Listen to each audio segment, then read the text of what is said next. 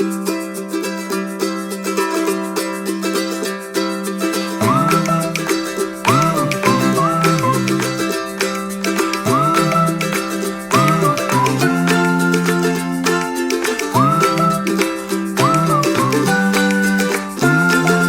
friends पुनः एबार स्वागतम जानाइছো मोर चेनेलले आरो আজি बनाब गৈ আছো फिश केक तो আহক আজি ভিডিওটো আমি আৰম্ভ কৰো আৰু চাও কেনেকৈ কি বনাই সো আলু লৈ লৈছো মই দুটা আৰু আলু দুটা মই বাই হাফ কাটি লৈছো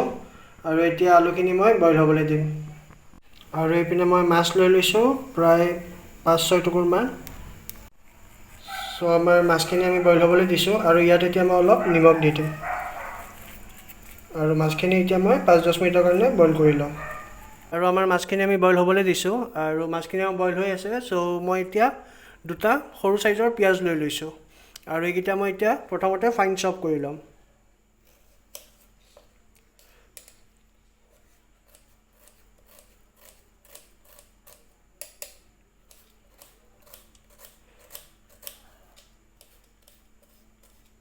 মই এটা গ্ৰীন চিলি লৈ লৈছো গ্ৰীন চিলিটো মই এবাৰ স্লিট কৰি লৈছো আৰু গ্ৰীন চিলিও মই একদম ফাইন চপ কৰি লম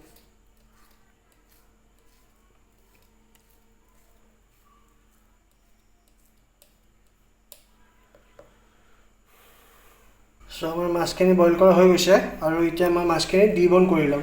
মানে মাছৰ আমাৰ যোনবোৰ কাইট আছে কাইটবোৰ এনেকৈ উলাই লম আৰু লগতে মাছৰ যোনটো ছাল আছে বা স্কিন যোনটো আছে হেতু আমি উলাই লম এনেকৈ তো হাকনত কৰি লম তাৰ পিছত চাও কেনেকৈ কি কৰি আছো সো আমি মাছখিনি ডিবন কৰি ললো মানে মাছৰ যোন কাইট আছিল কাইটখিনি আৰু ছালখিনি উলাই ললো গুটেখিনি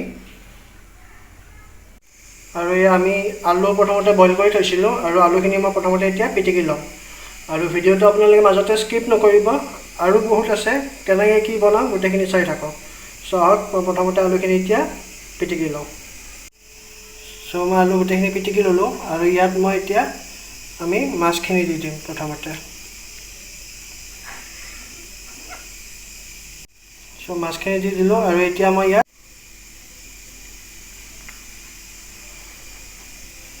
আৰু লগতে চপ কৰি থোৱা গ্ৰীন চিলিখিনি জালুকৰ গুড়ি অলপ আৰু নিমখটো আপোনালোকে সোৱাদ অনুযায়ী দিব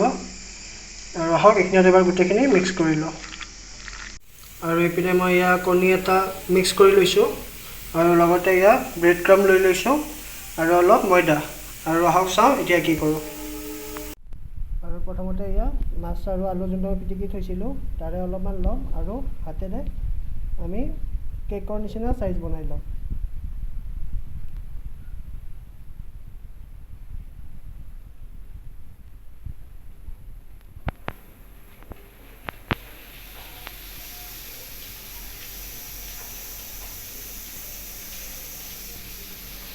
আৰু এইখিনিত এতিয়া মই এবাৰ ময়দাত ডিপ কৰি লম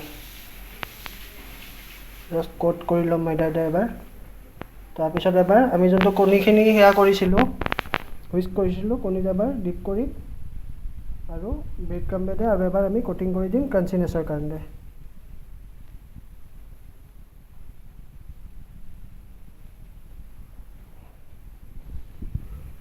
তো আহক